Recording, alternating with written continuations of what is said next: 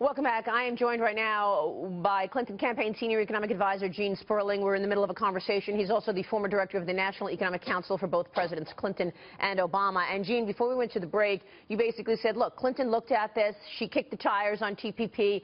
After first she was for it, she decided, you know what, this is not good and I'm going to be against it. Why is she against it? I mean, there's a lot of people out there, and you know, I'm speaking to CEOs of global businesses all the time, and they say, we want TPP. So what's the problem?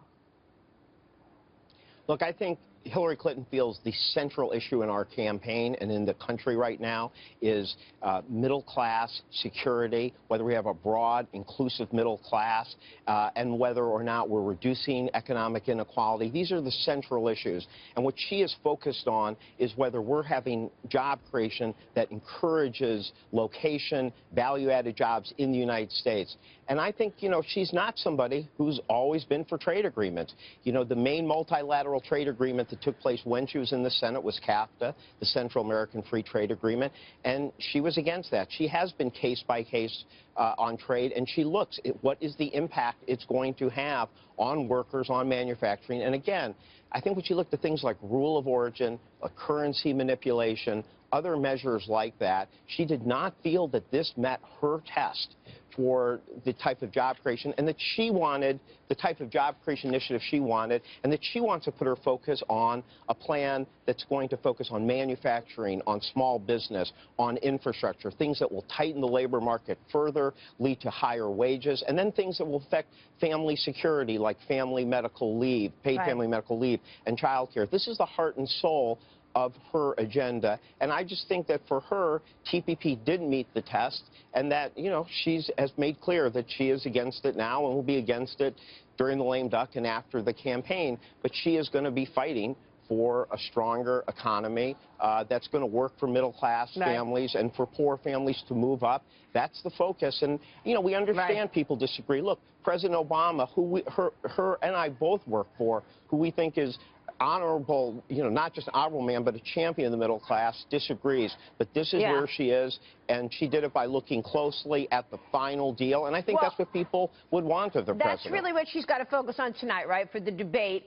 By the way, everything you just said, it sounds like she agrees with Donald Trump on TPP. But let me ask you about the debate and about economic policy, because you're so good on policy, and you're there in St. Louis for the debate tonight. How is she going to walk this balance tonight, Gene, by talking about creating jobs when, in fact, we have an economy that is crawling along? You know, we just got the jobs numbers out on Friday, Gene. It was 156,000 jobs for the month of September, below expectations. A lot of people are upset. They haven't seen their wages moved in so long. How is she going to say, I'm going to create jobs, when, in fact, she's raising taxes on the highest earners? And, Gene, you and I know that's going to hit small business. If small business is the biggest creator of jobs, why are you raising taxes on small business, Gene?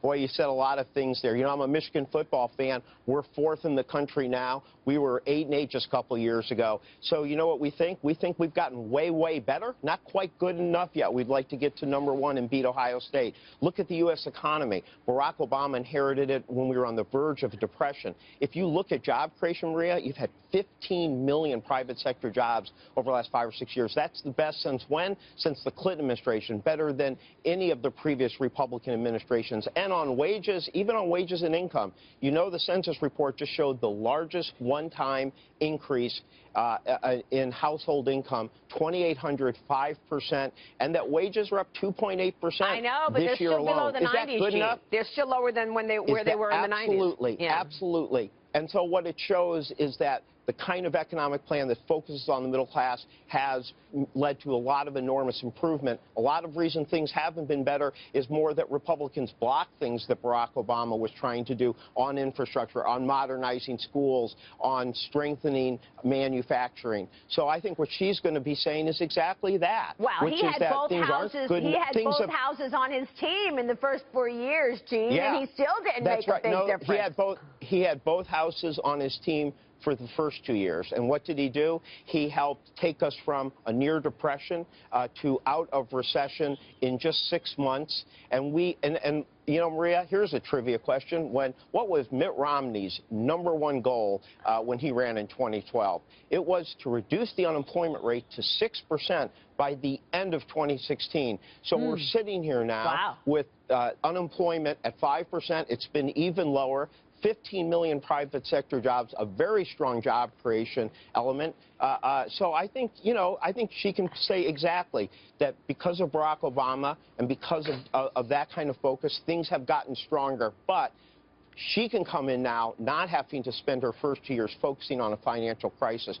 She can zero right in on middle-class security, middle-class wages. And, Maria, we are going to help the small businesses. She has a new small business tax cut, including a new standard deduction for small business, simplification, better tax cuts for small businesses, providing health care for expensing. But here's what she's not going to do. She's not going to use the pretext of small business to say that investment bankers, hedge fund managers, corporate tax lawyers get a 15% rate, which is what Donald Trump has. Well, at the same time, under Donald Trump's plan, so you don't think lowering corporate a worker taxes making $40,000 would pay a 25% rate. By his own plan, somebody making $40,000 pays a higher marginal rate than a person with business or partnership income making $4 million. Well, where have the oppose highest corporate taxes in the industrialized world gone us, Gene? 156,000 jobs for the month of September. I mean, come on. The last 8 years, we have been seeing these high taxes for corporates. Maria, they're not spending money, Gene. They're not investing in people. Maria, they're not investing in R&D. Maria, you keep saying something that's just not correct, which is that the number of jobs being created over the last few years has not been strong. It's been so much stronger than any Republican administration we've seen in 20 years, and unemployment has come down to 5%.